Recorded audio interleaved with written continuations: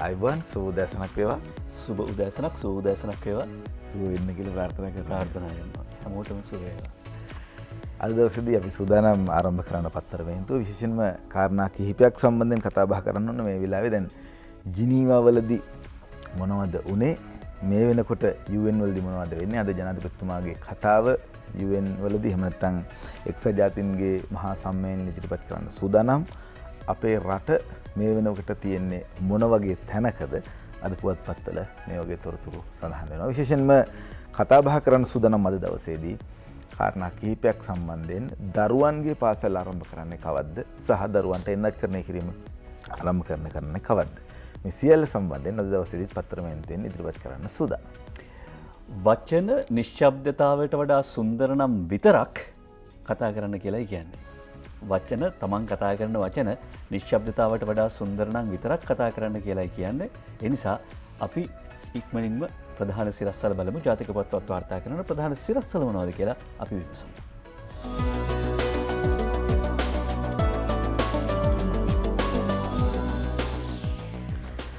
අද මුලින්ම දින මින පුවත්පතෙන් ප්‍රධාන පුවත ඔබ වෙත ඉදිරිපත් කරන්න සූදානම්. ආයෝජන සඳහා ලංකාවට එන්න ජනාධිපතිගෙන් කුවේට් ආයෝජකයන්ට ඇරයුම් කියලා තමයි අද දිනමින පුවත්පත මුල් පුවතට වාර්තා කරන්නේ. සූර්ය බලශක්ති පිරිපහදු සහ වරාය නගර ක්ෂේත්‍රයේහි නව ආයෝජන සඳහා ශ්‍රී ලංකාවට පැමිණෙන්න ජනාධිපති ගෝඨාභය රාජපක්ෂ මහතා කුවේට් ආයෝජකයන්ට පසුගිය ඉරිදා ආයෝජන කරා. විශේෂයෙන්ම ශ්‍රී ලාංකිකයන් විශාල පිරිසක් කුවේට් රාජ්‍ය සේවය කරන බව පෙන්වා දුන් ජනාධිපතිවරයා පුහුණු ශ්‍රමිකයන් සඳහා තවදුරටත් අවස්ථා විවෘත කරන ලෙසද ඉල්ලා සිටියා. ජනාධිපති ගෝඨාභය රාජපක්ෂ මහතා සහ කුවේට් අගමැති ෂයික් අල් සබා අල් අහ්මද් අල් සබා සහ මේ මහතුරු අතර තියෙන හමුවක් තමයි පසුගිය 19 වෙනිදා පෙරවරුවේදී නිව්යෝර්ක් මෑන්හටන්හිදී පැවැත්වුණේ. එහිදී ජනාධිපතිවරයා අපේ රටේ ඉන්න විශේෂයෙන්ම පුහුණු ශ්‍රමිකයන් සම්බන්ධයෙන් කතා බහ කරා කියන දේ තමයි සඳහන් වෙන්නේ. දිනුෂ අපිට ඉතාමත්ම වැදගත් වෙනවා ගෘහ සේවාව සඳහා සහ අනෙකුත් නුපුහුණු සේවාවන් සඳහා යවනවට වඩා පුහුණු ශ්‍රමිකයන්ට අවස්ථාව ලබා දෙන්න. සෞභාග්‍ය දැක්මේ ප්‍රතිපත්ති ප්‍රකාශයෙන් සඳහන් කරා අපි ආයෝජනය කරන්න ඕන මොන වගේ දේවල්ද, අපෙන් පිටරට යන්න ඕන කවුද, මොන වගේ දේවල්ද අපේ රටට ආයෝජනයක් විදිහට අපි ඉදිරිපත් කරන්නේ සහ අපේ රටට ආදායම් ලබාගෙන ඒම සඳහා අපි අපනයනය කරන දේවල් මොනවද කියන එක ශ්‍රමිකයන් විදිහට ගත්තාම සාමාන්‍යයෙන් අපේ මේ ගෙවල් වලින් නම් වල තමයි වැඩිපුරත් අපිට සල්ලි එවන්නේ. ඊට එහා ගියපු කාරණාවක් සම්බන්ධයෙන් තමයි කතා කරන්නේ. එහි මූල කතාව ඊයේ දවසේදී සිද්ධ කරා කියලා තියෙනවා තමයි අද දිනමින පුවත්පත වාර්තා කරන්නේ. අපි ඊයේ දවසේ ප්‍රධාන සිරස්වල අතරේ වාර්තා කර සිටියා චිත්‍රපට ජවනිකාවක් නොවූ චිත්‍රපට ජවනිකාවක් බඳු සිද්ධිය රාජගිරියේ සිදු වෙච්ච රාජගිරියේ මෙහෙයුමේ සැරයින් බිම දැමූ ජාවාරමාගේ හෙළුව හෙළිවෙයි. අද දිවෙන පුවත්පතේ ප්‍රධාන සිරස්වලේ වාර්තා කරන්නේ සමන් ගමගේ සහ කැස්බෑවේ ජයසිංහ. ඒ අනුව පොලි මුදලාලි කෙනෙකු ලෙසත් ජීවත් වෙලා තියෙනවා. සැකකරු මද්‍රව්‍ය හා මත්පෙති ජාවාරමේ ප්‍රබලයෙක්. මෝටර රථයේ නුගේගොඩ කතකගේ වැටලීම් කණ්ඩායමේ IP කොලේ වහල කියලා අද වාර්තා කරනවා. දිව ඉන පුවත්පතේ ප්‍රධාන සිරස්වලේ තමයි මේ අපි වාර්තා කර සිටින්නේ. ඒ අනුව සමන් ගමගේ සහ කැස්බෑවේ ජයසිංහ වාර්තා කරනවා අදාළ මෝටර රථය හා හිමිකාරිය හඳුනා ගැනීමෙන් පසුව උඩහමුල්ල ලිපිණේ පිහිටි නිවසට ඊයේ පොලිස් බුද්ධ්‍යංශ නිලධාරීන් කණ්ඩායමක් ගොස් ඇතත් එහි සිට ඇත්තේ වෙනත් කාන්තාවන් දෙදෙනෙක්. ඒ මේ පුද්ගලයාගේ සහෝදරයන් දෙදෙනෙක් කියලායි කියන්නේ. ඉදි කරමින් පවතින සුවිසල් තෙමහල් නිවසක් වන එය පොලිස් නිලධාරියාට තුවාල සිදු කරමින් වාහනයෙන් වට්ටවා පලා ගිය සැකකරුට අයත් එකක් බව නුගේගොඩ කොට්ටාසේ උසස් පොලිස් නිලධාරියෙක් පවසනවා. ඒ වගේම පොලිසිය එම නිවසට යන විට එහි සිටි කාන්තාවන් දෙදෙනා සැකකරුගේ සහෝදරයන් මේ පුද්ගලයා මීට කලිනුත් අත්අඩංගුවට පත් වෙලා තිබෙනවා ගිනි අවියක් සමග. කාලයක සිට මද්‍රව්‍ය සහ මද්‍රව්‍ය ජාවාරමේ යෙදෙන සැකකරුවෙක්. හැබැයි ඔහු පෙනී ඉඳලා තියෙන ප්‍රදේශවාසීන් අතර පොලියට සල්ලි දෙන කෙනෙක් කියලා. අද මව්බිම පුවත්පත ඡායාරූපයක් එක්ක පළ කරනවා බොනට්ටුවේ සිට සැරෙන් බිම දමා පලා ගිය කුඩු ජාවාරමා හඳුනා ගනී කියලා. මේ සඳහා තවදුරටත් මහජන සහාය අවශ්‍ය වෙන නිසා ඡායාරූපයක් පළ කරනවා. පලාගිය සැකකරු තලපත් පිටියේ කනිෂ්ක මෙන්න මේ පුද්ගලයා කොළඹ ජයසිංහයි වාර්තා කර සිටින්නේ. ඒ වගේම අද දිවයින පුවත්පත කියනවා මේ සිද්ධිය සම්බන්ධයෙන් විශේෂයෙන්ම සැකකාර පොලිස් සැරෙන්වරයා මෝටර රථයේ බොනට්ටුව මත සිටීදී වේගෙන් පලා යන අතරේ ඒ පසුපස හඹා යමින් ඔහු කොටු කරගත් පොලිස් නිලධාරියා බේරා ගැනීමට ඒ මොහොතේ අදාළ වැටලීම් භාරව සිටි නිලධාරියා කටයුතු නොකිරීම ගැන මේ වන විට බරපතල ගැටලුවක් මතුව තිබෙනවා. ඒ වැටලීම් භාරව සිටි පොලිස් පරීක්ෂකවරයා මේ සිද්ධියෙන් පසුව පොලිස් සැරෙන්වරයා රථයේ බොනට්ටුව මත වැටුණු බව පවසමින් සටහනක් දමා තිබෙනවලු. ඒක එච්චර ලොකු සිද්ධියක් නෙවෙයි කියලා ඔහු සඳහන් කරන්නේ. හැබැයි කොහොමුණත් ඒ සැරෙන්වරයා තමන්ගේ ජීවිතයේ පරදුවට තියලා ආරක්ෂක ලේකම්තුමා ජනාධිපතිතුමා කියන්නේ මද්ද්‍රව්‍ය වටලන්න කටයුතු කරන්න ඕනේ කියලා ඒ සාමුලින්ම නවත්තන්න ඕනේ කියලා එහෙම සැරෙන්වරයෙක් කටයුතු කරන තමන්ගේ ජීවිතේ පස්සේ කළාලා ජීවිතයත් මරණයත් එක්ක ඒ සැරෙන්වරයට ගෞරවය පළ කරනවා. වැඩ කරන නිලධාරීන්ගේ හිත් රිදීම් ඇති වෙන එක පාදුක්ක හිටපු OIC විශ්‍රාම යන සූදානමක්. ජගත් කුමාර ලොකුගේ වීරසේකර ගැටීමට මැති වූ පාදුක්ක හිටපු OIC විශ්‍රාමයන සූදානමක් කීර්තිමෙන්ටිස් වාර්තා කරනවා. ඊළඟට ලංකාදීපය වාර්තා කරනවා ලොකුගේ සරත් ජගත් ගැටුම දිග්ගැහේ හිතවක්තු දාන්නයි මන්ත්‍රී ඉල්ලුවා පොලිස් ඇමති උත්තර දෙයි කියලා ඩයනා උදයන්ගනී ලංකාදීපයට වාර්තා කරනවා. කොහොමුණත් මහා ලොකු ශක්තිමත් නැව් පවා පුංචි සිදුරු වලින් ගිලෙන්න පුළුවන් කියන කාරණාව මතක තියාගන්න එක හොඳයි. මේ ලොකුගේ සරත් ජගත් ගැටුම දිග්ගැසෙයි කියලා කියනවා. කොහොමුණත් හැමදෙනාම එලිපිට කුණු හෝදන්න පටන් ගත්තම මොකද වෙන්නේ? යුගදනවි ගිවිසුම ගැන ආණ්ඩුවේ පක්ෂ සමග අගමැති අද හදිසි සාකච්ඡාවක් නිරත වන බව උදේජී වේකනායක අරුණ පුවත්පතේ ප්‍රධාන සිරස්තලේ වාර්තා කරනවා. ඒ වගේම මේ ප්‍රතිඵලදායක විදිහට මේ සාකච්ඡා විසඳෙයි කියලත් බලාපොරොත්තු වෙනවා. අද අරුණ පුවත්පතේ ඒ ප්‍රධාන සිරස්තලේ වාර්තා කරද්දී අද පුවත්පතේ ප්‍රධාන සිරස්තලයට යනවා. අපි ජෙනරාල් ශවින්ද්‍ර සිල්වා මහත්මයාව සම්බන්ධ කරගන්නට උත්සාහ ගන්නවා බුද්ධික මේ අතරතුරේදී දරුවන්ට ෆයිසර් දීම ආරම්භයි සිකුරාදා. දරුවන්ට ෆයිසර් දීම සිකුරාදා ආරම්භයි කියලා අද දිනේෂ් සමරකෝන් වාර්තා කරනවා. ආබාධ සහ නිදන්ගත රෝග ඇති වයස 12ට වැඩි දරුවන්ට පළමුව එන්නත ලබා දීමට නියමිත බවයි සඳහන් කර සිටින්නේ.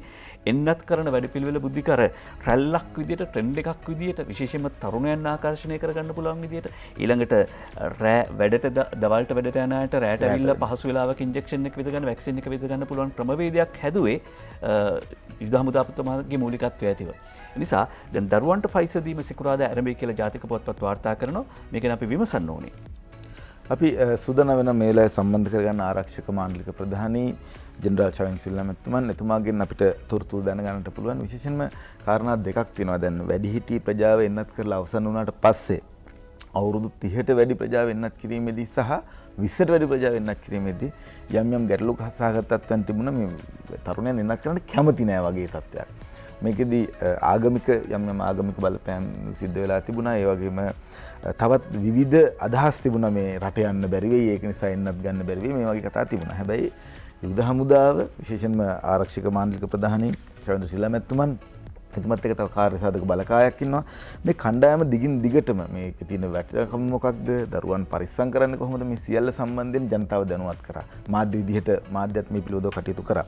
අපිට පුළුවන් මේ අද දවසේදී මේ පිළිබඳව තොරතුරු දැනගන්නට අපි සම්බන්ධ වෙනවා ජෙනරාල් චවින් සිල්වා මැතිතුමත් එක්ක. ආයිබෝන් සුබ දැසනක්. අයිබෝන් සුබ දේශනක් බුද්ධික සහ දිනුෂ. අයිබෝන් ඔබතුමාට. දිනුෂ. ඔව් ප්‍රධාන සිරස්තලයේ අද පුවත්පත වාර්තා කරන ජෙනරාල්තුමනි දරුවන්ට ෆයිසර් දීම සිකුරාදා ආරම්භයි කියලා. දැන් දෙමව්පියෝ අවධානයෙන් බලන් ඉන්නවා කොහොමද මේක සිද්ධ වෙන්නේ, කවද්ද කොතනින්ද පටන් ගන්නෙ, කාටද ඉස්සෙල්ලම දෙන්නේ කියලා පැහැදිලි කරගන්න කැමතියි මේ පිළිබඳව. ඔව් දිනුෂ, දරුවන් කියන වචනේ විශේෂයෙන්ම දැන් මෙහෙමයි. පසුගිය සිකුරාදා අතිකරු ජනාධිපතිතුමාගේ ප්‍රධානත්වයෙන් පැවති කාර්යසාධක බලකාර රැස්වීමේදී විශේෂයෙන්ම ප්‍රාදේශීය සෞඛ්‍ය අධ්‍යක්ෂකවරුන් විසින් අතිකරු ජනාධිපතිතුමාට දැනුම් දුන්නා විවිධ රෝග යටතේ සිටින දුවා දරුවන් සඳහා එන්නත් ලබා දීම ප්‍රථමයෙන් ආරම්භ කිරීම සුදුසුයි කියලා. මේ අනුව ඊයේ දිනේදී නිව්යෝක් නුවර සිට අතිකරු ජනාධිපතිතුමා කතා කරලා උපදෙස් ලබා දුන්නා.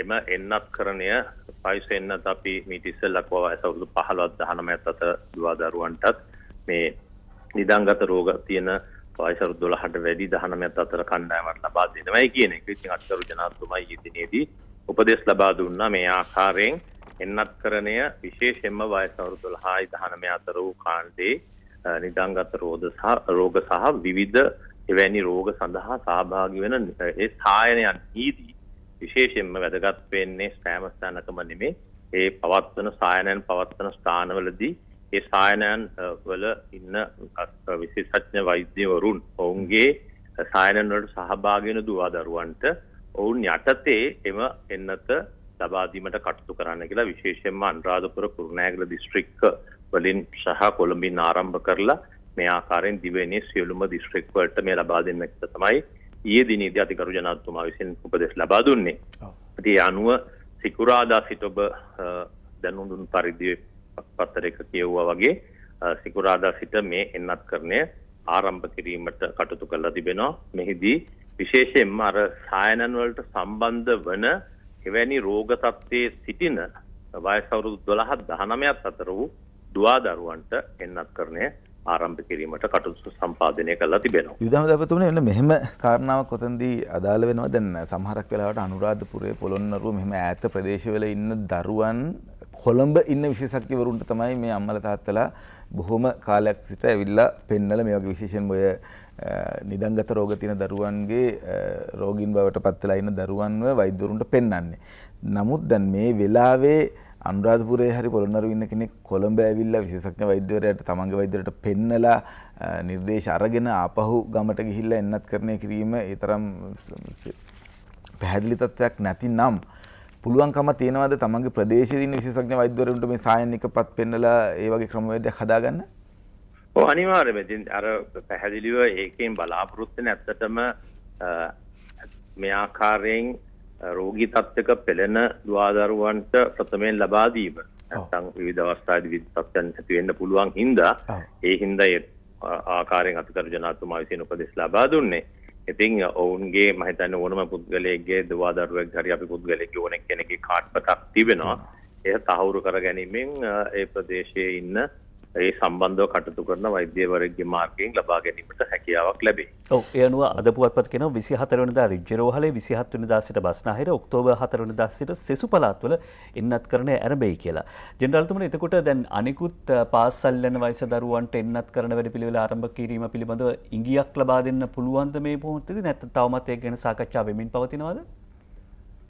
මෙහෙමයි දැන් එන්නත් අතිකරු ජනාධිපතිතුමා එදා පැවති රැස්වීමේදීත් පැහැදිලි උපදෙස් ලබා දුන්නේ ෆයිසර් එන්නත ලබා දීමේදී විශේෂයෙන්ම එන්නත් ලැබෙන ප්‍රමාණය අනුව දැන්ට ලැබිච්ච එන්නත් දෙවැනි මාත්‍රයේ හැටියට මේ වන විට එන්නත්කරණය කරමින් පවතිනවා.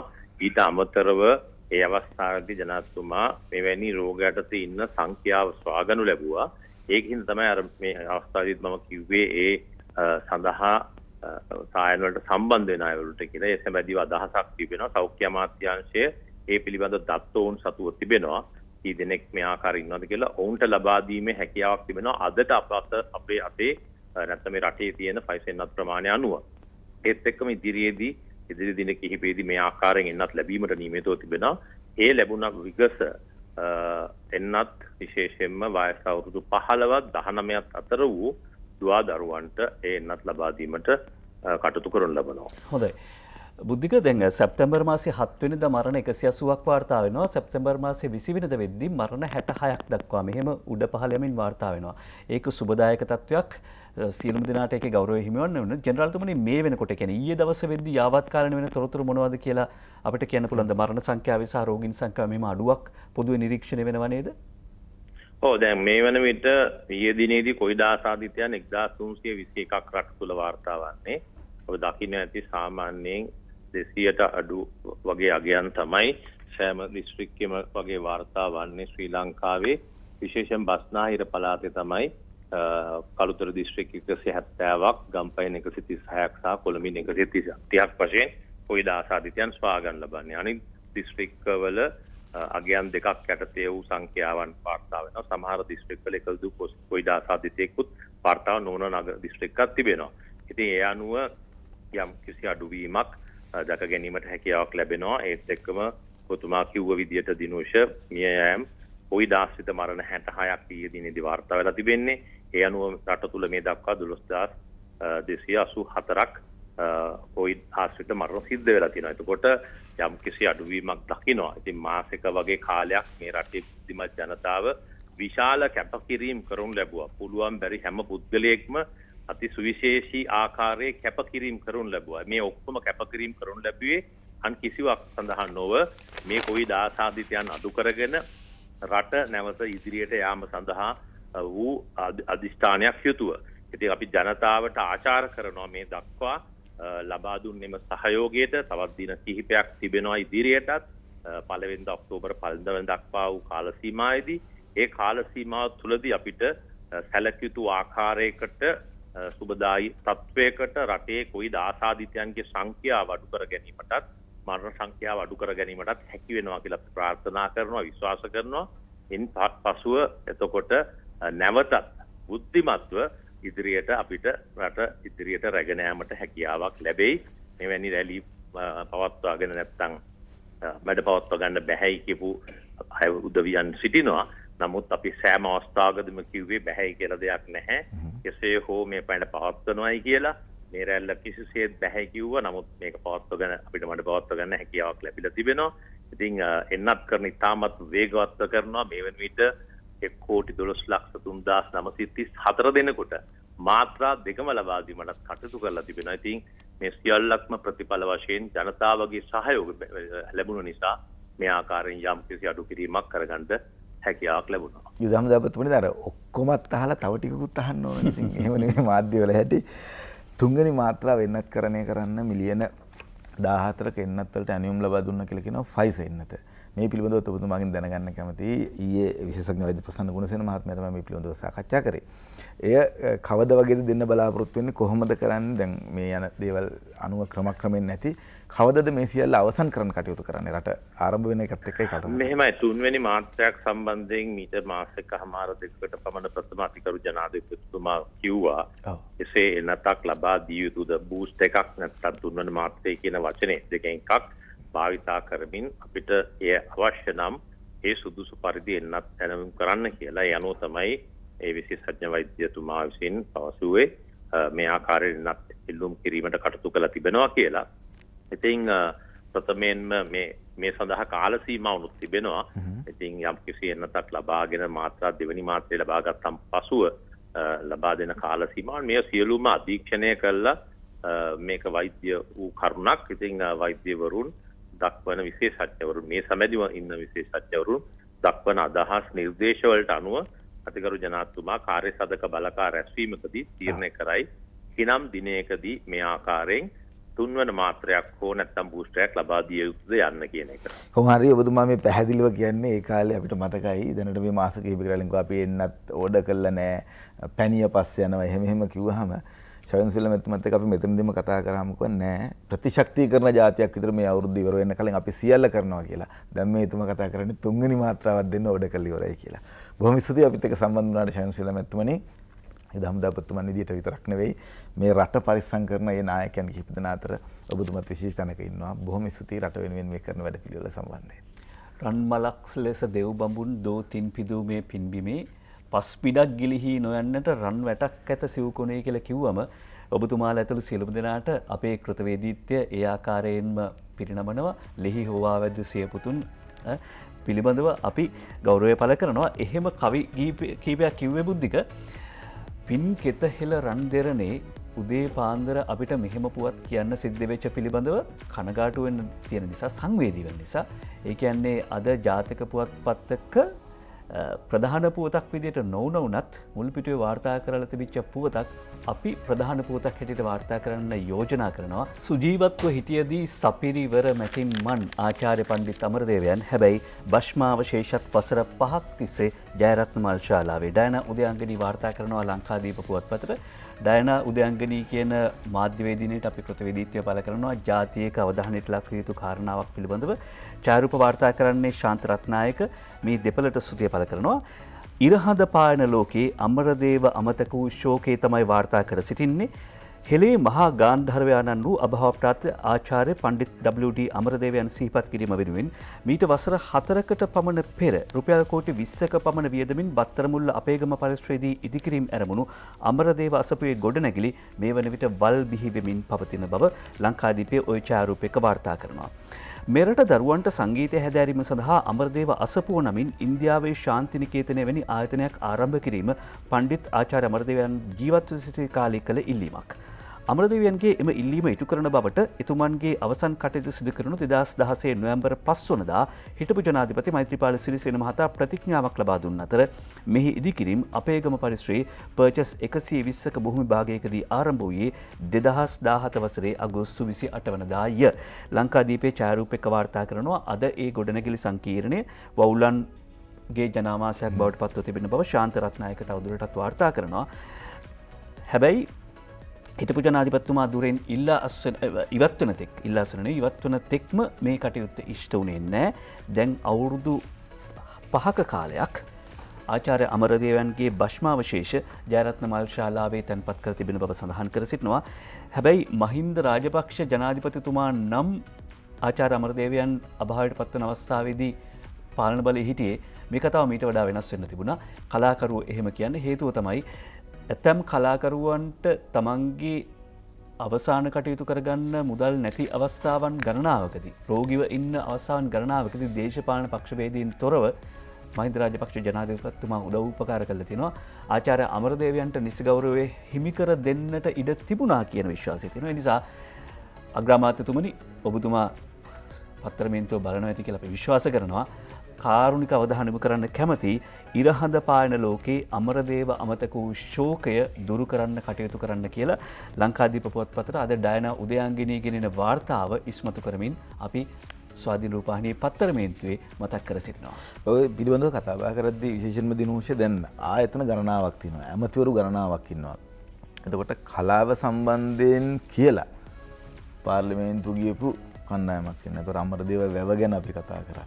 මේ විදිහට අමරදේව ශූරින් විතරක් නෙවෙයි අපේ රටේ සුවිශේෂී මේ වගේ පුද්ගලයන් සම්බන්ධයෙන් විවිධ සංවිධාන තියෙනවා. මේ ගොල්ලන්ගෙන් මොකද්ද වෙලා තියෙන්නේ? මේගොල්ලෝ මොනවද කරලා තියෙන්නේ? අපි ආණ්ඩුවකට ගිය ආණ්ඩුවෙන් කරේ නැහැ, මේ ආණ්ඩුවෙන් කරේ නැහැ. එහෙම කතාවක් නෙවෙයි මේ කියන්නේ. වසර 5කට කලින් කිව්වම අපි දන්නවා කවුද මේ කණ්ඩායම හිටියේ. එතකොට ඒ සම්බන්ධයෙන් ජනාධිපතිවරයාට විතරක්, හිටපු ජනාධිපතිවරයාට විතරක් අපි ඇඟිල්ල දික් කරන්නේ නැහැ. නමුත් ඒ කණ්ඩායම් වලට මොකද උනේ? අද වෙනකන් මෙහෙම පුවත්පතක ජනමාධ්‍යවේදීන් කතා කරලා කියනකන් අපිටත් අපේ නායකයා කතා කරලා කියනවා මෙහෙම දෙයක් තියෙනවා මේක ඉක්මනට ගන්න කියලා. අපේ සභාපතිතුමා. ඒ කියන්නේ මෙහෙම වමනාවක් එන්න නම් මේ මිනිස්සුන්ගේ තියෙන හදවතේ කැක්කම තේරුම් ගන්නට ඕන. මේක මහ ලොකු දෙයක් නොවෙන්නට පුළුවන් සමහරෙකුට. හැබැයි අපේ රටට මේක ඉතාමත්ම වටින දෙයක්. අමරදේව ශූරීන් කරපු මෙහෙය සම්බන්ධයෙන් මෙහෙම දෙයක් විතරක් හදලා හරියන්නේ නැහැ. නමුත් ඒකවත් තාම නැහැ. ඒ පිළිබඳව මේ මතක් කරන්නේ. අපි අද දවසේදී ද ලංකාදීප පොත්පතෙන් උපුටා ගන්න සූදානම් පාසල් ආරම්භ කිරීම සම්බන්ධයෙන් මුලින්ම දිනේශ් අමාත්‍යවරයා ප්‍රකාශ කරනවා, දිනේශ් ගුණවර්ධන අමාත්‍යවරයා ප්‍රකාශ කරනවා උසස් පෙළ සිසුන්ටත් ෆයිසෙන්නත දෙන්න කටයුතු සංවිධානය කරලා තියෙන කියන කතාව. සුජිත් සේවාජුලිගේ සහ අංජුල මහික වීරරත්න තමයි මේ වාර්තාව ඉදිරිපත් කරන්නේ ලංකාදීප පොත්පතට. අපොසු උසස් පෙළ විභාගයට මෙවර පෙනී සිටින ශිෂ්‍යයන්ට ෆයිසෙන්නත පළමුවෙන්ම ලබා දීමට තීරණය කර ඇතැයි අධ්‍යාපන අමාත්‍ය දිනේශ් ගුණවර්ධන මහතා ප්‍රකාශ කරා කියලා තියෙනවා. පාසල් ශිෂ්‍යයන්ට එන්නත් ලබා දීම සම්බන්ධයෙන් අධ්‍යාපන අමාත්‍යාංශය අදාළ නිලධාරීන් සමග දැනකවල සාකච්ඡාවට කිහිපයක් පවත්වා කරන ක්‍රමවේදය කොහොමද කියන එක පවා සූදානම් කරලා තියෙන්නේ කියලා සඳහන් කරනවා. ෆයිනත් එන්නස ලබා දී විෂයමාලා ආරම්භ යුතු බවද වැඩිදුරටත් ප්‍රකාශ කරා කියලා සඳහන් කරනවා. ඒ වගේම පාසල් ඇරීම නැත්නම් පාසල විවෘත කිරීම සම්බන්ධයෙන්ුත් අධ්‍යාපන ලේකම්තුමන්ට සෞඛ්‍ය අමාත්‍යාංශ අධ්‍යක්ෂ ජෙනරාල්තුමා ඊයේ දවසේදී කොහොමද කරන පටිපාටිය කියලා ඇහුවා. අධ්‍යාපන ලේකම් මහාචාර්ය කපිල පෙරේරා මැතිතුමන් දිගින් දිගටම කියලා සිටිය පුළුවන් තරම් ඉක්මනට දරුවන්ට පාසල් විවෘත කර යුතුයි. දරුවන්ව මේ රටේ අනාගතය කියලා අපි සලකනවා නම්, අපි විශ්වාස කරනවා නම් දරුවන් හින්දා තමයි මේ රටේ අනාගතය තීරණය කරන්න කියලා අපිට බෑ අනාගතය ගැන එක දවසක් එක මොහොතක් ආපස්සට හිතන්නට නැත්නම් අනාගතය කල් දාන්න. ඒක නිසා ඊටමත් ඉක්මනින් පාසල් විවෘත කරන්න ඕන කියන කාරණාව පිළිබඳව මහාචාර්ය කපිල පෙරේරා ලේකම්තුමා දිගින් දිගටම කතා කරා. ඔන්න ඒකට දැන් කටයුතු සංවිධානය කළා තිනවා. වයස අවුරුදු 10ට වඩා අඩු දරුවන්, විශේෂයෙන්ම 5 වසරට වඩා පල්ලෙහා ඉන්න 5 වසර දක්වා පන්තිවල ළමයි 200ට වඩා අඩු නම් පාසලක් ඊටමත් ඉක්මනින් මේ පාසල් විවෘත කරන්න පුළුවන් කියන එක පිළිබඳව නිර්දේශ ඉදිරිපත් කළා තියෙනවා. පාසල් ඇරීම සෞඛ්‍ය නීති අධ්‍යාපන ලේකම්ට කියලා තියෙනවා. සුජිත් හේවාජුලිගේ වාර්තාව ඉදිරිපත් කරන ලංකාදීප පොත්පතට පාසල් විවෘත කිරීමට අදාළ සෞඛ්‍ය මාර්ගෝපදේශ සේවා සෞඛ්‍ය අධ්‍යක්ෂ ජෙනරාල් වරයා විසින් අධ්‍යාපන අමාත්‍යාංශ ලේකම්වරයාට 21 වෙනිදා ලිඛිතව යවලා තියෙනවා කියන එක සම්බන්ධයෙන් තමයි කතා කරන්නේ. දරුවන්ගේ සෞඛ්‍ය ආරක්ෂාව සම්බන්ධයෙන් අනුගමනය කළ යුතු ක්‍රියාමාර්ග රැසක් එම මාර්ගෝපදේශ සංග්‍රහය දැක්වෙන බවද සඳහන් කළා. මේ අතර පාසල් දරුවන්ට ෆයිසන් අත ලබා දීමද දැනට ක්‍රියාත්මක වෙමින් පවතිනවා කියලා සඳහන් කරනවා. ඒ පිළිබඳව තමයි දිනෝෂාද කතා කරේ ශවන සිලමැතුමත් එක්ක. ඊයේ දවසේදී සෞඛ්‍ය අධ්‍යක්ෂ ජෙනරාල්වරයා කතා බහ කරද්දී අසේල ගුණවර්ධන මහත්මයා පැහැදිලි කරලා දුන්නා එන්නත්කරණය සහ පාසල් ඇරීම සම්බන්ධයෙන් දෙක එක මාර්ගයේ ගියාට ඒ දෙක අතර සම්බන්ධයක් නැහැ කියන එක. මොකද අවුරුදු 10ට වඩා දරුවන්ට කොහොමත් එන්නත් ලබා දෙන්න විදිහක් නැහැ. ඒක නිසා ලෝක සෞඛ්‍ය සංවිධාන වලින් ඒ පිළිබඳව නිර්දේශිකුත් නැහැ.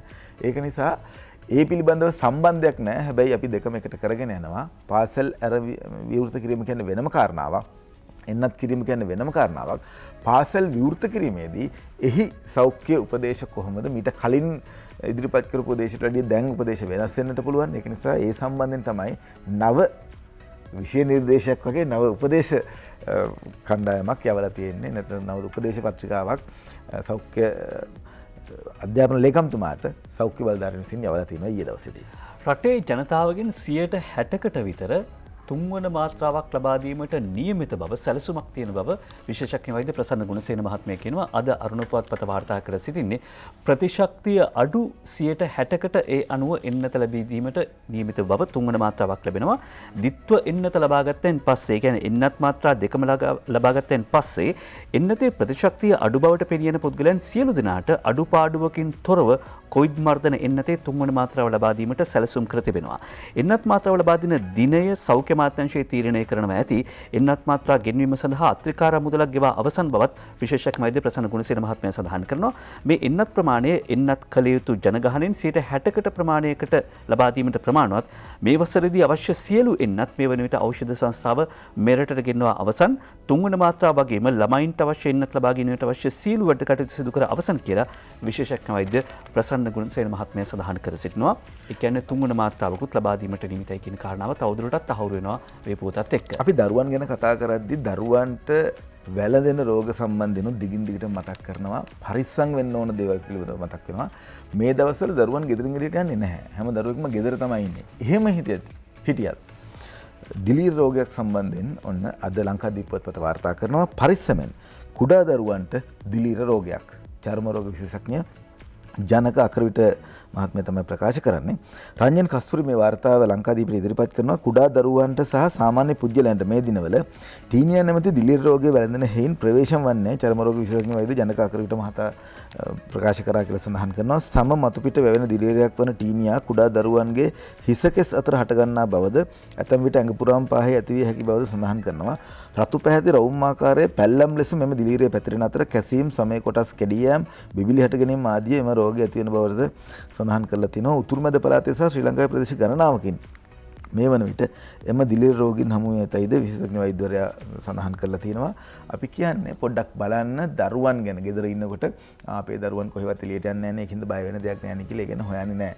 ඒතර අම්මලා තාත්තලාට මේ තියෙන වැඩ එක ඒක තරම් වෙලාවක් හම්බෙන්නේ නැහැ.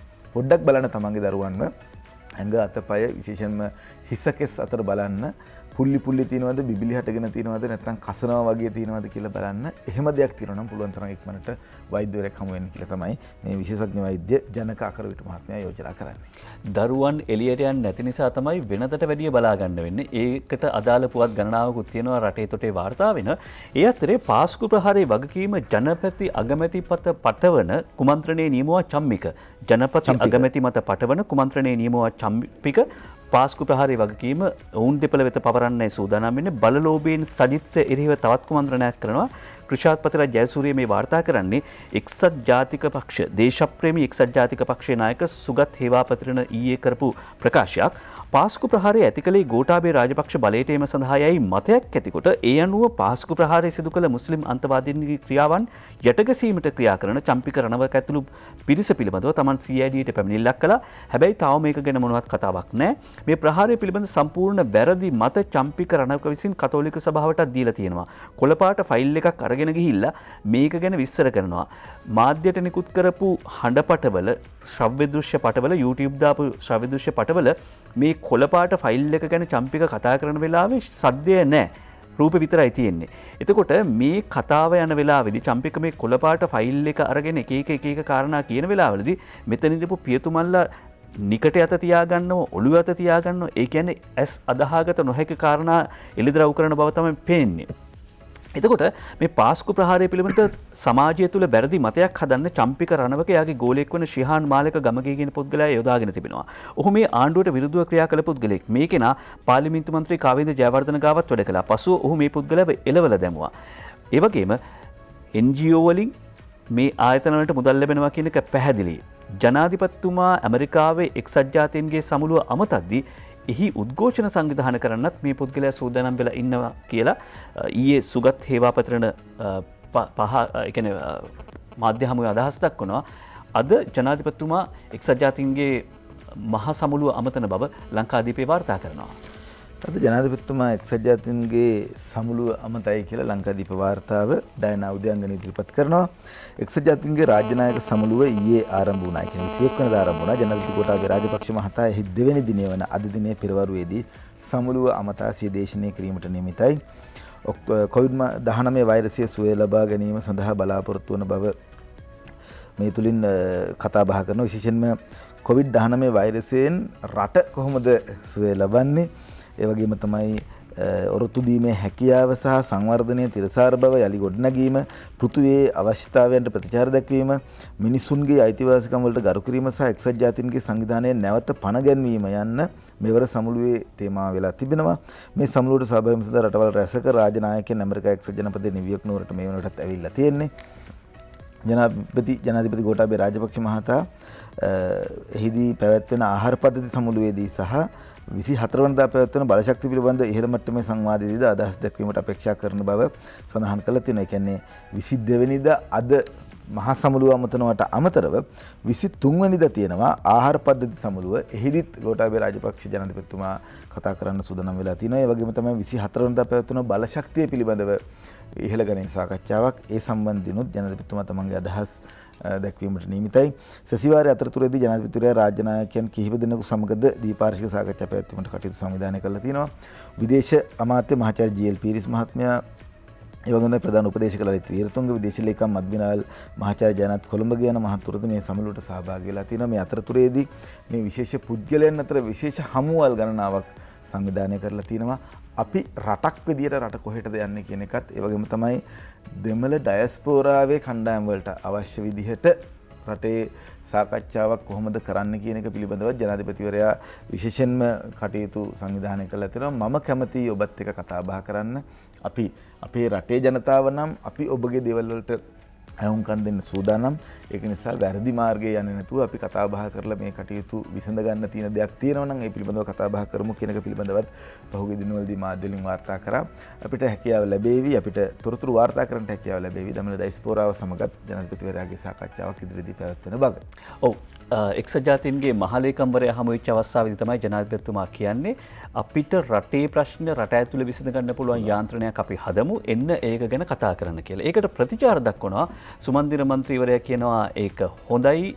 අනික් පැත්තෙන් කියනවා දෙමළ ඩයස්පෝරාව කියනවා අපි එන්නම් කතා කරන්න 31 මානව හිමිකම් කොමිසමේ 31 යෝජනාව පිළිගන්නවා නම් අපි එන්නම් කියලා. ඒ කියන්නේ ඉදිරිපත් කරන කොන්දේසිය එකඟ වෙන්න පුළුවන් කොන්දේසියක්ද කියන ප්‍රශ්න තමයි. ඒ කියන්නේ රට ඇතුලේ මේ ගැටලු අවංකව විසඳ ගන්න උවමනාවක් තියෙනවා නම් කරන්න බැරි දේවල් කරන්න යෝජනා කරන්නේ නැහැ. මොකද 31 යෝජනාව මගින් කියන්නෙම මේ ගැටලුව විසඳන්න බාහිර යාන්ත්‍රණයක් අර හයිබ්‍රිඩ් අධිකරණ ක්‍රමයක් ගැන මේ කාලේ කතා වුණේ මේ පිළිබඳව. ඒ නිසා තමයි 31 යෝජනාවලින් ගෝඨාභය රාජපක්ෂ ජනාධිපතිතුමා ආවයින් පස්සේ රටක් විදිහට අපි 31 යෝජනාවෙන් ඉවත් වෙන්න තීරණය කළේ. දැන් දෙමළ ඩයස්පෝරාව කියනවා 31 යෝජනාව පිළිගන්නවා නම් අපි එන්නම් කතා කරන්න කියලා. ප්‍රශ්නේ හිඟන්නගේ තුවාලේ වගේ හැමදාම තියාගන්න ඕනේ, නැත්නම් සුව කරන්න ඕනේ. අනිතික නැති ප්‍රශ්නයක් තමයි මේ පෙන්වන්නේ. 1971 අවුරුද්දේ අද වගේ දවසක තමයි සැප්තැම්බර් මාසේ 22 වෙනිදාවක තමයි රාජ්‍ය ඖෂධ සංස්ථාව ආරම්භ කරන්නේ. මහාචාර්ය සේනක බිබිලි මහත්මයාගේ කාලේ. ඊයේ පාර්ලිමේන්තුවේදී මේ ඖෂධ නියාමනය පිළිබඳව බොහෝ විට කතා වුණා. ඖෂධ නියාමන අධිකාරියේ දත්ත මගඩියේ ඇත්ත රටට හෙළි කරන්න කියලා විපක්ෂ නායකවරයා පාර්ලිමේන්තුවේදී ඉල්ලීමක් කළා.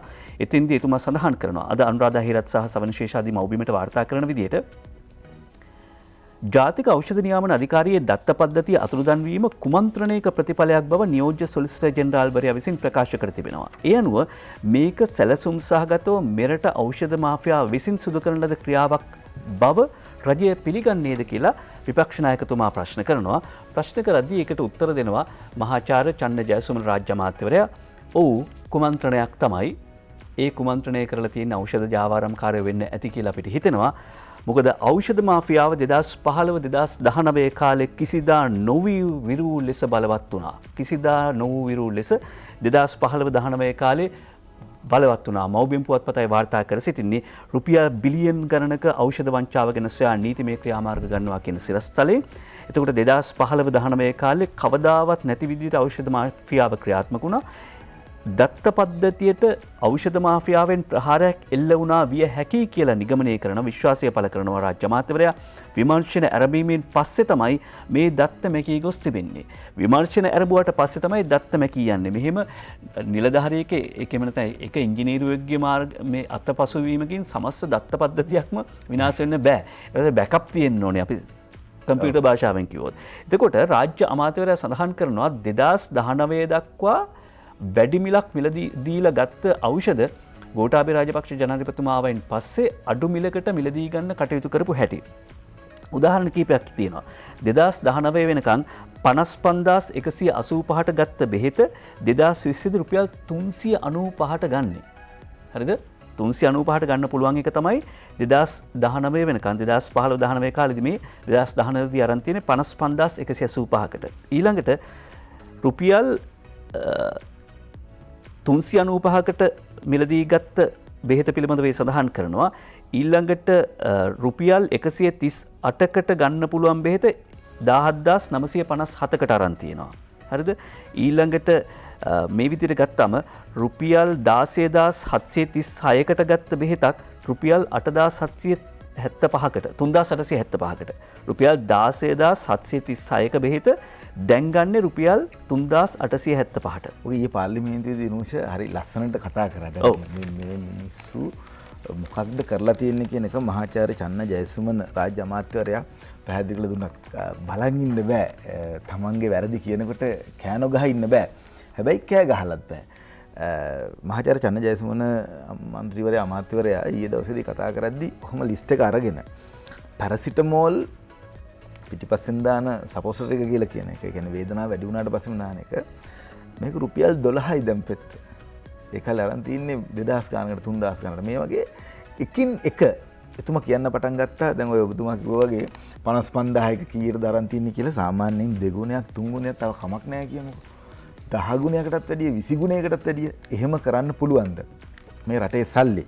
එතකොට ඒ පිළිබඳව තිබිච්ච දේවල් වල දත්ත මැකී යාම සම්බන්ධයෙන්ුත් ඊට අමතරව ෆාමසි නැත්නම් රටේ තියෙන ඖෂධ සෙල් විශේෂයෙන්ම රෙජිස්ටර් කරපු දේවල් කොහොමද සහ ඒවට අවශ්‍ය අනිකුත් නීතිමය කටයුතු කරලා තියෙන දේවල් වල දත්ත ගණනාවක් මැකිලා තියෙනවා. එතකොට දැනට මැකිච්ච දත්ත වලින් 50%කට වැඩි ප්‍රමාණයක් රිකවර් කරලා තියෙනවා.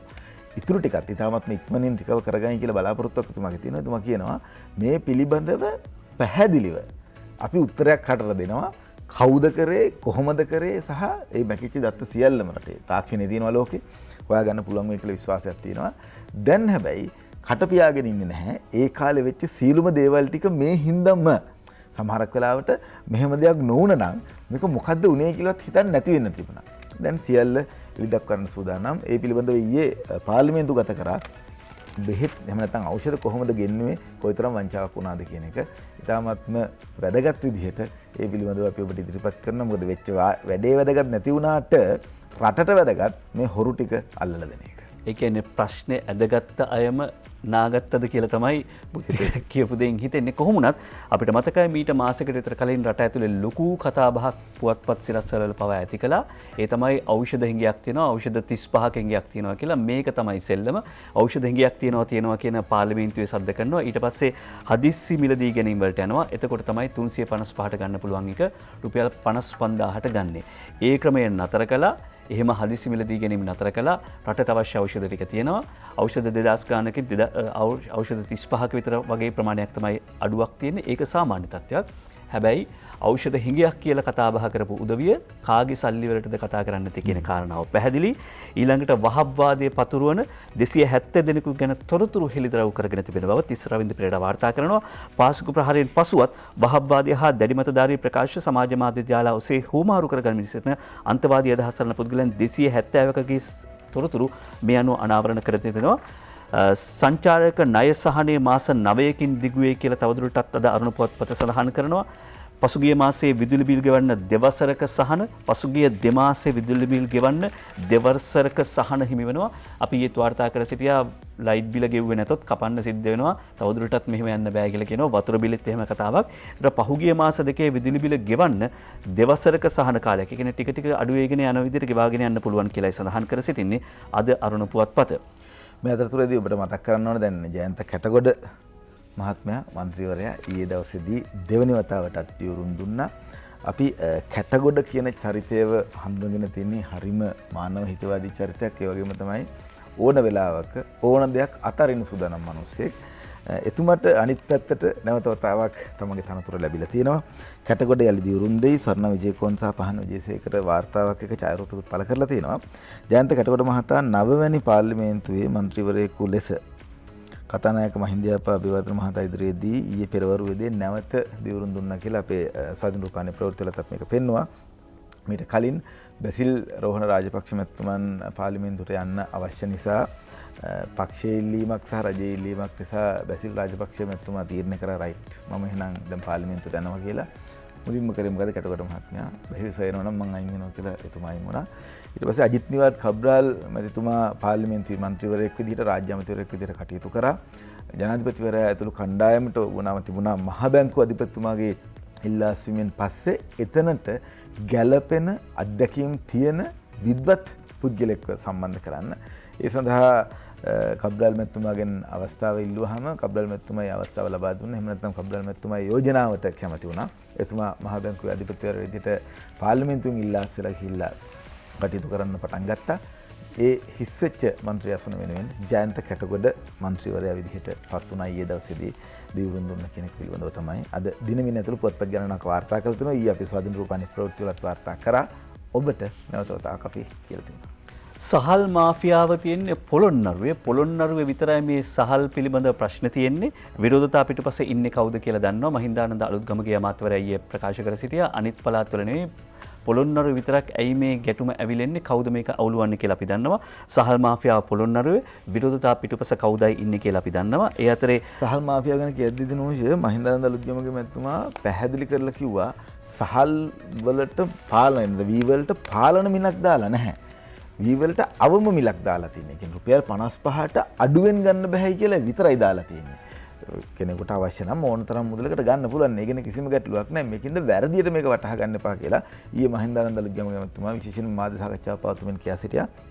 රුපියල් 55ට වඩා අඩුවෙන් වී ගන්න එක තමයි රජයෙන් නවත්තලා තියෙන්නේ. එහෙම නැතු රුපියල් 55 කියන පාලන මිලක් දාලා නැහැ. හැබැයි අපි දැක්කා විවිධ නාලිකාවලදී මේ මිනිසුන්ගෙන් වොයිස් කට් අරගෙන දානවා මේ 55ට කොහොමද අපි මේව දෙන්නේ, අපේ එක අඩු කොල්ලෙට ගන්න තමයි රජය තීරණය කළා තියෙන වගේ එකක් කතා කරලා තිබුණා.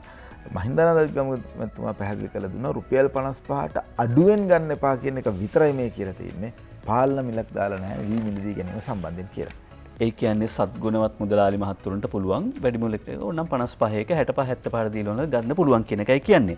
ඊළඟට පොළොන්නරුවේ කතන්දර තව තියෙනවා. පරාක්‍රම සමුද්‍රය ආශ්‍රිතව මන්තිරුව ඉදිකිරීම පූජ්‍ය වේන්දරුවේ උපාලි අනුනාහිමියන් කියනවා පෞරාණික බව රැකගනිමින් නූතනයට ගැළපෙන ලෙස ඇතම් ස්ථාන වෙනස් විය යුතුයි.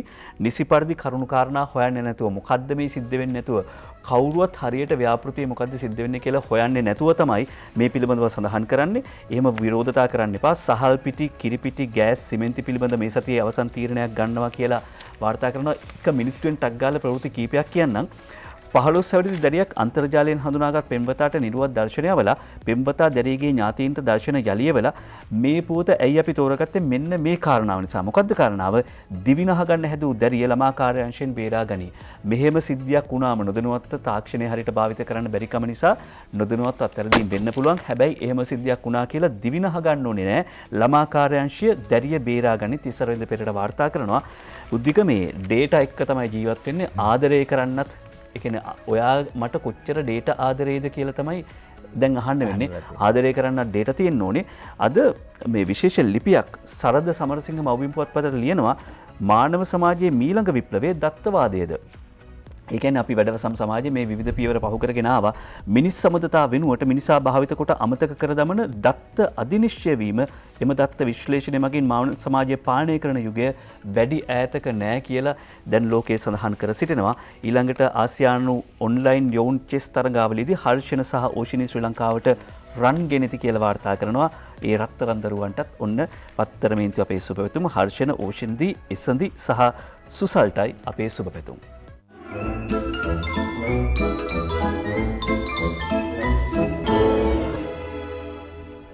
කාටුන් සහ කවි කියවන වෙලාව.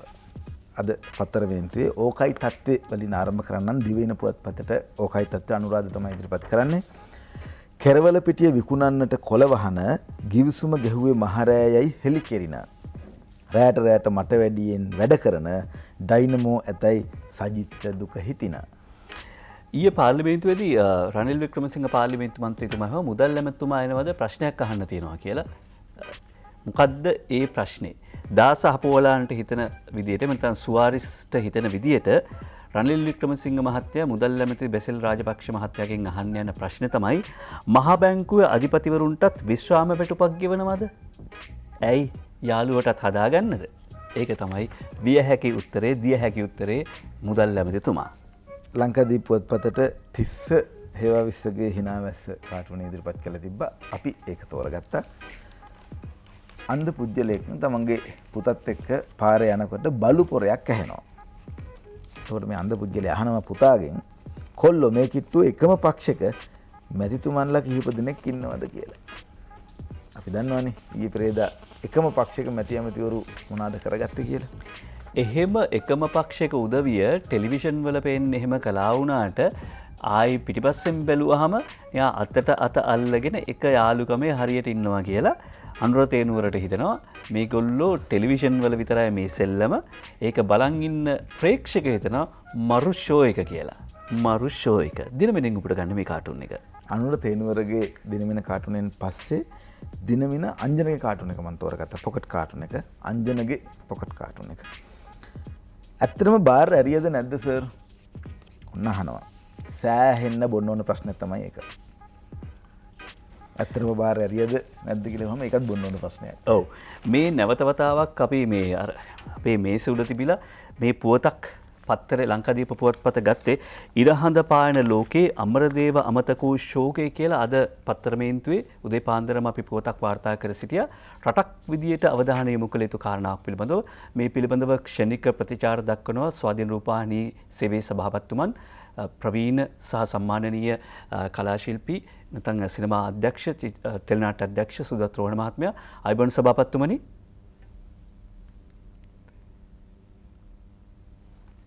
ආයිබෝන් අපි සුදන්නම් අපේ සභාපතිතුමන්ව සම්බන්ධ කරගන්න. සුදත් රෝහණ මහත්මයානි.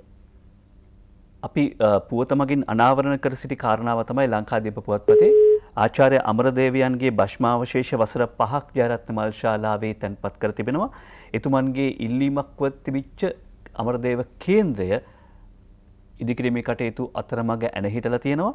ඉරහඳ පායන ලෝකයේ අමරදේව අමතක වූ ශෝකය කියන මෑන් තමයි අද වාර්තා කර සිටියේ. හිලේ මහා ගාන්ධර්වයන්න් වූ අභාවප්‍රත ආචාර්ය පණ්ඩිත් අමරදේවයන් වෙනුවෙන් ජීවමාන ස්මාරක තැනෙන්න ඕනේ කියලා අප විශ්වාස කරන්නේ. ඒ අනුව තමයි අපි ලංකාදීප පුවත්පතේ අතුරු පුවත් අතරේ වාර්තා කර තිබුච්ච මේ පුවත අපි තෝරගත්තේ මුලටම. ඒ අනුව දැන් 2010 2017 අවුරුද්දේ 2017 අවුරුද්දේ අගෝස්තු මාසේ 28 වනදා අපේ ගම පරිශ්‍රයේ පර්චස් 120ක භූමි භාගයක මේ අමරදේව අසපුව ප්‍රතිනිර්මාණය කිරීම ආරම්භ කරනවා. හැබැයි ඒ කටයුත්ත අතරමඟ නතර වී තිබෙන බව තමයි ලංකාදීප පුවත්පත වාර්තා කර සිටියේ. සභාපතිතුමනි සුබ දැසනක් ආයිබෝන් ඔබතුමාට. ආයිබෝන්. නමුත් ඒ අද පත්තරේ තිබුණ මේ ශීර්ෂපාඨය පිළිබඳව අපේ අවධානය යොමුන ඇත්ත වශයෙන් මම හිතනවා ඒක සමාජගත කිරීම පිළිබඳව හෝ සමාජයේ යම්කිසි ඇස් විවර කිරීමක් පිළිබඳව අපි ඇත්තම පුවත්පතට අපේ කෘතවේදීත්වයේ ස්තුතිය පළ කරන්න ඕන. හැබැයි නමුත් මම හිතන්නේ මේක ඇත්ත සත්‍ය කතාවම ඒක නෙමෙයි. මොකද මම හිතනවා මේ හෙළේ මහා ගාන්ධාරයන් අමතක කර ඇති බවක් පැවසුවත් ඒක ඇත්ත කාරණාව ඒ ආකාරයෙන් නෙමෙයි වෙන්නේ. මොකද ඒකට හේතුව මම හිතනවා අතිගරු මහින්ද රාජපක්ෂ ජනාධිපතිතුමාගේ කාලේ මම හිතනවා මිලියන මං හිතන්නේ 200 ගානක මුදලක් වැය කර අමරදේව මහතා වෙනුවෙන් අපේ ගම පරිශ්‍රයේ අමරදේව අසුපුව සැදීමට අවශ්‍ය සියලු පියවර අරගෙන ඒක ආරම්භ කළා. ඇත්ත වශයෙන්ම මම හිතනවා එතෙන්දී ඇති වෙලා තිබුණ ප්‍රශ්නේ මම හිතනවා නීතියානුකූලව මේ කොන්ත්‍රාත්කරුවා ඒ කාරණාව නිසියාකාරව ඉෂ්ට සිද්ධ නොකිරීම සම්බන්ධයෙන් මේ මොහොත වෙනකොටත් නීතිමය ක්‍රියාමාර්ගයකට ගිහිල්ලා ඔහුට නඩු පවරලා තියෙනවා. ඒ නිසා තමයි ඇත්ත වශයෙන්ම මෙම කටයුත්ත මේ යම් විදියට පමවුනේ. ඇත්ත වශයෙන්ම මේ කටයුත්ත මං හිතනවා මහින්ද රාජපක්ෂ ජනාධිපතිතුමන් එවකට අතට ගත්තේ ඊට පෙර යහපාලන ආණ්ඩුවෙන් මේ කටයුත්ත අමතක කරලා තිබුණ නිසා. ඇත්තටම මම හිතනවා මේ වසර 5ක කාලයක් කාල සීමාවක් ගැන අපි කතා කරනවා. මම හිතන්නේ වැඩි කාල සීමාවක් වැය වුණේ යහපාලන ආණ්ඩුව කාල සීමාවේදී. එතකොට මේ කාල සීමාවේදී ඇත්තටම මේකට යම්කිසි පියවරක් ගත්තේ නැහැ. ඉතින් ඒ නිසා මේ මොහොත වෙනකොට මම හිතනවා මගේ මේ දැනුවත්භාවය අනුව දැන් ඊයේ මේ මොහොත වෙනකොට කැබිනට් පත්‍රිකාවක් යොමු කරලා නැවත මිලියන 150ක් ඒ කියන්නේ අර වෙන් කරලා තිබුණ මුදල නැවතත් භාණ්ඩාගාරයට යනවනේ. භාණ්ඩාගාරයට ගිය මුදල නැවත ගන්නත් ඊට පස්සේ මිලියන 150න් මේ කාරණාව නිම කරන්න බැරි නිසා නාවික හමුදාවේ සේවය ගන්නත් සැලසුම් කරලා සාකච්ඡා කරලා තියෙනවා. හැබැයි මේ මොහොත වෙනකොට රටේ පවතින විශේෂයෙන් මේ කොරෝනා වසංගතය නිසා නාවික සෙබඩුන්ගේ සහාය ගැනීමට ඇති යම් අපහසුතාවයක් නිසා ඒ වගේම ඔවුන් මේ වෙන මොහොත වෙනකොට කලාභවන පරිශ්‍රයේ ඉදිකිරීම් කටයුතු සඳහා නියැලෙන නිසා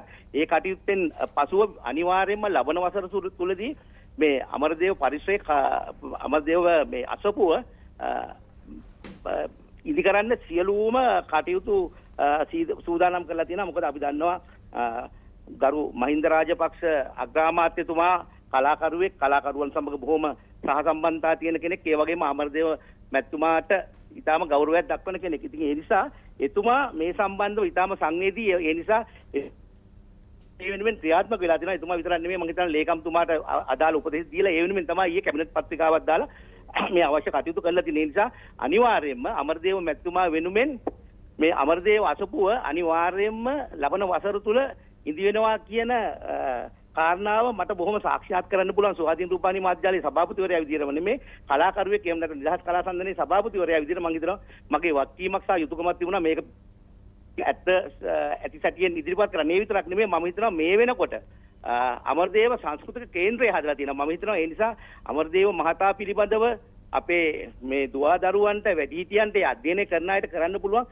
විශාල කරුණු කාරණා රැසක් තියෙනවා. මම හිතන්නේ මේ නෙමෙයි. නමුත් එතුමා පිළිබඳ කිසිසේත්ම අමතක වීමක් සිදු වෙලා නැහැ. හැබැයි යම් අතපසු වීමක් පමා වීමක් සිදු වෙලා තියෙනවා. හැබැයි මේ රටේ පවතින වාතාවරණයත් එක්ක තියෙන නිසා මේ කාරණාව ඊටාම ඉක්මනින් ඊටාම යහපත් ආකාරයෙන් එතුමාට ඊටාම ගෞරවයක් ඇති වෙන ආකාරයෙන් ලබන වසර තුල සියලු කරුණු කාරණා නිම වෙනවා කියන කාරණාව සිහිපත් කරන්න කැමතියි. ඔව් ගරු සභාපතිතුමනි ඔබතුමාට ස්තුතිය පළ කරනවා. මොකද දැන් පත්තරේ අපි මේ සිරස්තලය හඳුනා ගන්නටත් කලින්ම ඔබතුමා පත්තරේ බලලා මේ පිළිබඳ ක්‍රියාත්මක වෙන්න පටන් අරගෙන තියෙනවා. දැන් ඔබතුමා කියන විදිහට මෛත්‍රීපාල සිරිසේන ජනාධිපතිතුමාගේ කාලේදී මේක ආරම්භ වුණාට අවසන් වෙලා නැහැ. ඒ යම් නීතිමය කටයුත්තක් තියෙනවා.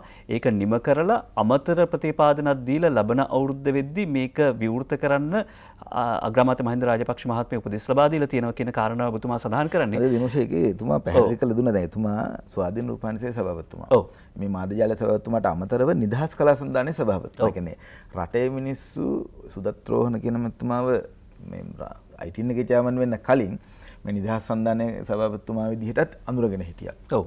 එතකොට අපිට ගැටලුවක් තිබ්බා මේ අපේ රටේ ඉන්න විශිෂ්ට ගණේ පුජ්‍යලයන් සම්බන්ධයෙන් කතා බහ කරන්නේ කවුද? අපි දැක්ක පහුගිය කාලෙදී නිදහස් සන්ධානයේ අදටත් එහෙමයි. නිදහස් කලා සන්ධානයෙන් මේ සියලු දෙනා සම්බන්ධයෙන් කතා බහ කරනවා, අසනීප වෙනට උදව් කරනවා, මේ දේවල් ඔක්කොම කරනවා. එතකොට කොහොමද මේක මග ඇරුනේ? ඕක තමයි දැන් ප්‍රවෘත්ති යද්දි මටත් තිබිච්ච ගැටලුව. මම එතුමා පැහැදිලි කරලා දුන්නා. මිලියන 150ක් නැවතත් කියලා කියන්නේ කලින් අර මිලියන 200 ඉවර වෙලා නැහැ.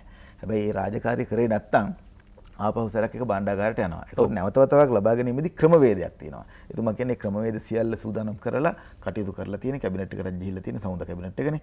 කැබිනට් එකට ගිහිල්ලා තියෙන්නේ. දැන් ඔන්න ඉස්සරහට මේ දේවල් සිද්ධ කරනවා කියලා බොහොම කෙටි සමා වෙන කෙටි ප්‍රශ්නයක් අහන්න සභාපතිතුමනි. ඒ තමයි දැන් මේ ස්වාධීන රූපවාහිනිය කියලා කියන්නේ ආචාර්ය අමරදේව වෙනුවෙන් වැවක් තනපු මාධ්‍ය ආයතනය. ඔබතුමා දුරකථන මාර්ගයේ රැඳී ඉන්න නිසා මම කෙටියෙන් අහන්න කැමති සභාපතිතුමනි. ඔව් මේක ස්වාධීන රූපවාහිනිය විදියට සහ විශේෂයෙන්ම නිදහස් කලා සන්ධානයේ සභාපතිවරු එහෙම නැත්නම් කලාකාරයෙක් විදියට මේ කටයුත්ත සම්බන්ධීකරණය කරන එහෙම නැත්නම් මේක ඉක්මන් කරලා මේ අපිට අවසානයක් දකින්න ඔබතුමාට මැදිහත් වෙන්න පුළුවන්ද? ඉතාම පැහැදිලිව මම හිතනවා ඇත්තටම මේ මොහොත වෙනකොට නෙමෙයි මම හිතනවා මීට මාස කීපයකට මම හිතනවා වසරකට පමණ තුමා මා සමග නිරන්තරයෙන් මේ පිළිබඳව සාකච්ඡා කළා.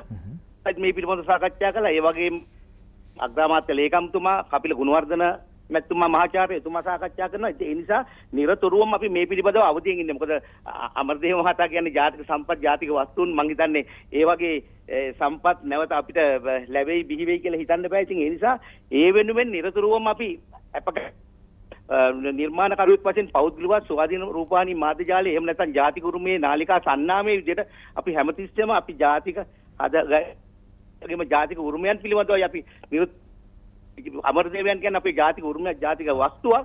ඉතින් ඒ නිසා ඒ පිළිබඳ නිරතුරුවම අපි විමසිල්ලෙන් ඉන්නවා. ඒ නිසා මම සභාපතිවරයා වශයෙන් තාම පැහැදිලි ප්‍රතිඥාවක් දෙනවා. මම හිතනවා ලබන වසරේ යම් කාල සීමා ලබන වසර නිමවීමට පෙර මේ සියලු රාජ්‍යපේක්ෂක සියලු දෙනාට මේ අසපුවට සම්බන්ධ වෙන්න පුළුවන් හැකියාවක් ඇති වෙනවා කියන කාරණාව.